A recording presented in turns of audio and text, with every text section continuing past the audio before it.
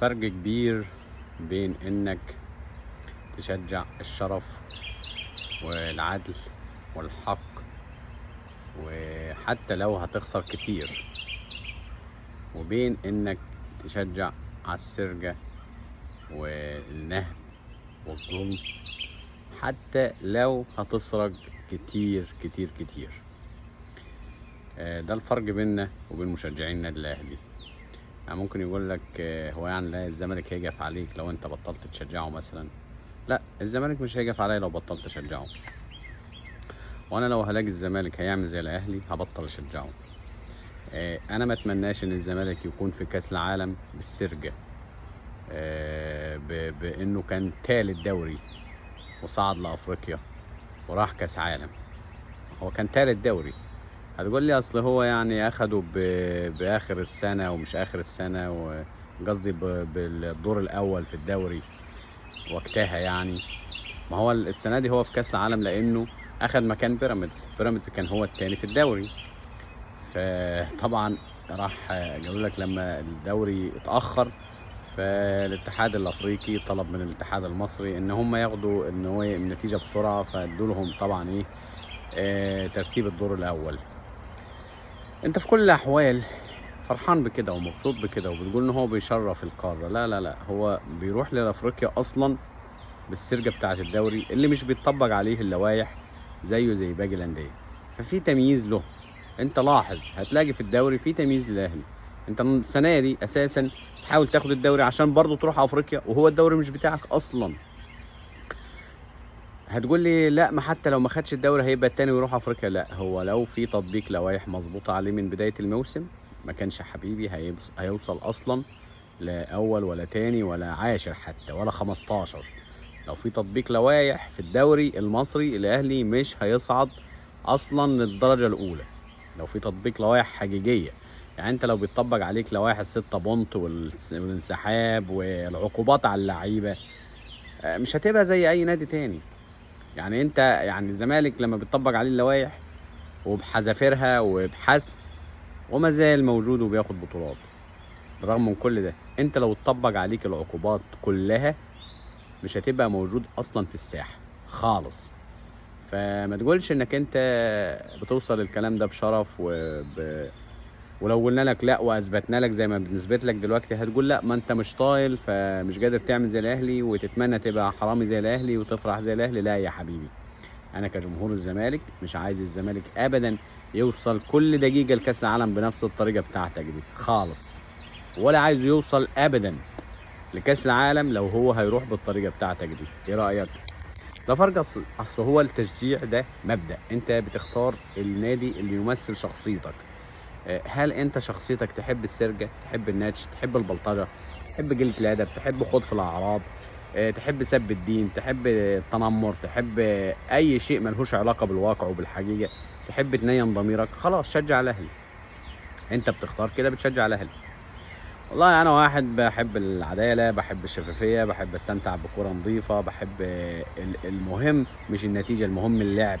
مش مهم اكسب واسرق بطولات، المهم ان انا احاول ان انا اكسب بشرف واحاول امتع الجمهور بتاعي واحاول ابذل اقصى ما في جهدي عشان العب وافتخر بالنادي ده.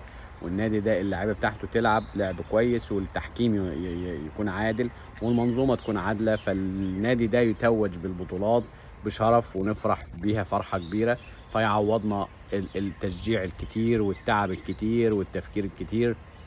هو ده حلاوة التشجيع. انت بتختار ايه يمثل شخصيتك، ايه يمثل مبادئك، فهمك في امور الحياة عموما. مش هي مجرد كرة، لا، هو انت بتختار اللي بيمثل تفصيليا شخصيتك. لو مثلا شخصيتك بتحب السرقة والنتش والهبد والرزع والكذب والتأليف والتلفيق والتدليس والتعريص وخوض في الأعراض وسب الدين والتنمر والقلة الأدب وشيكابالا مات ونعمل له كفن واتصالات تعمل جماهير الزمالك مجانين، فنفرح بالكلام ده كله ونبقى عارفين ان كل ده ظلم وكل ده افتراء وكل ده تعريص وانه ده ربنا يحاسب عليه. لا، مش مهم طالما ده بيخدم مصلحة الأهلي والأهلي بيكسب، فأنت شخصيتك كده. انا يا حبيبي متقبل ان الزمالك ده يفضل يكافح ويعافر ومبسوط ان هو حتى لو مش هياخد بطولة، لاني انا عارف ان ده مش بايده. هو بيعمل اقصى ما عنده بيحاول وبيكافح وبياخد بطولات، بالرغم من كل ده بياخد بطولات. هو لسه واخد الكاس وقبلها واخد السوبر الافريقي منك، بالرغم من كل اللي بيحصل منك ومن المنظومه ومن امثالك. ده الفرق بين مشجعين الزمالك اللي هم جعلوا الزمالك لسه موجود اصلا. اي نادي تاني جماهيري اختفى لان جماهيره ما كانتش بقوه جمهور الزمالك.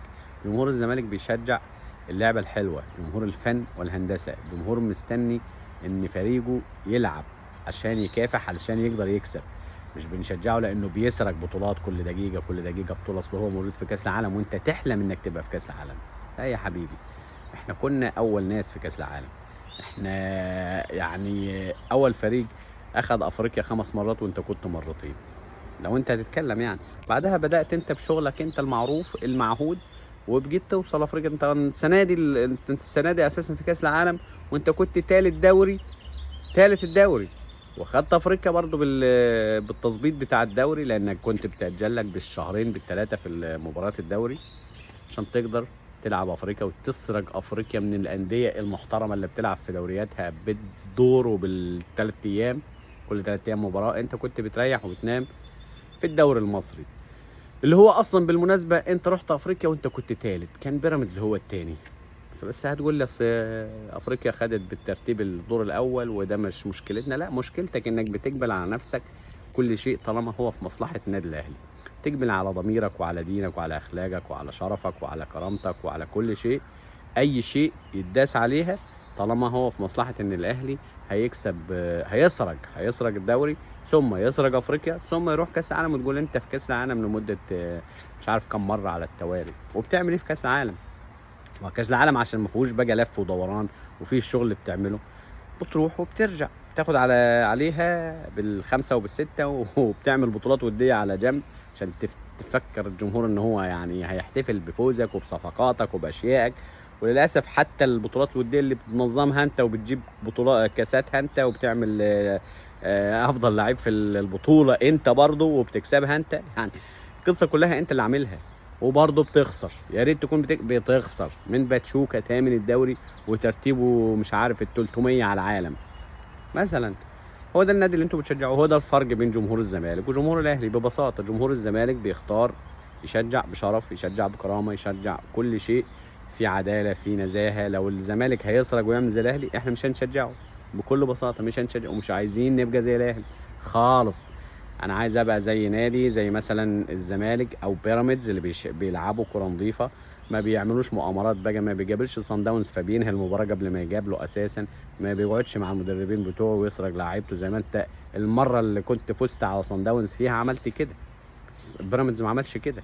بيراميدز ما تاجلوش مباراه في الاسبوع في وسط الاسبوع قبل ما يروح يواجه صن داونز. انت كان بيتاجل لك بالشهرين قبل اي نهائي، ده انت قبل نصف النهائي تاجل لك مباراتين، السيراميكا والمصري الموسم اللي فات.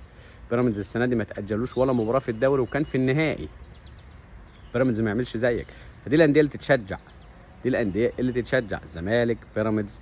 لو اي نادي تاني صعد بشرف بعرق بمجهود حقيقي هنشجعه، لكن انديه زي الحراميه اللي مثالك دي زي مثلا فيوتشر ومش عارفين انديه الشركات اللي بيطلعوا اصلا للدوري بالكوسه علشان يغطوا على الانديه الجماهيريه علشان يعرصوا لك ويفوتوا لك ويقفوا قدام الزمالك وقدام اي منافس ليك. هو ده اللي بيحصل، وده الفرق بين الزمالك او مشجع الزمالك ومشجع الاهلي. انا يا سيدي لو شفت الزمالك هيكسب بطولتين ورا بعض بنفس الطريقه بتاعتك هبطل اشجعه تماما. لو حسيت ان من اول بطوله لاخرها الدنيا بتتنظم كده ان الزمالك يكسبها ويجي البطوله اللي بعدها واللي بعدها مش هستنى لما اوصل 10 بطولات ورا بعض زي ما بيحصل معاك كده، لا. من تاني بطوله هقول سلام عليكم، انا مش هشجع الزمالك لان انا شفت الزمالك كده واخد طريق شمال زيه زي الاهلي. وللاسف هو المفروض يعمل كده علشان يعني يكسب، يعني لو هو عايز يعني يبقى في منافسه فانت بوظت المنافسه، فانت بوظت الرياضه واخلاقها وتربيتها ومبادئها وما خليتهاش رياضه وخليتها ساحه للتناحر، اعلانات مسيئه، قله ادب، سخريه من اللي هو بيشجع الحاج انت بتسخر منه. يعني انت يا ريت سايبه في حاله، لا ده انت بتسخر منه. فانت ما خليتهاش اصلا رياضه. ازاي انت يعني بعد كل ده بتقول للزملكاويه اصل انتوا مش قادرين تبقوا زي الاهلي؟ احنا مش عايزين نبقى زي الاهلي يا حبيبي ولا نتمنى. ان شاء الله الزمالك باقي وهيكسب بطولات واحنا فرحانين بيه، ولو مش هيكسب بطولات هنشجعه برضه. بس هي المنظومه كلها عايزه ايد من حديد تحكمها وتقيم العدل. سلام.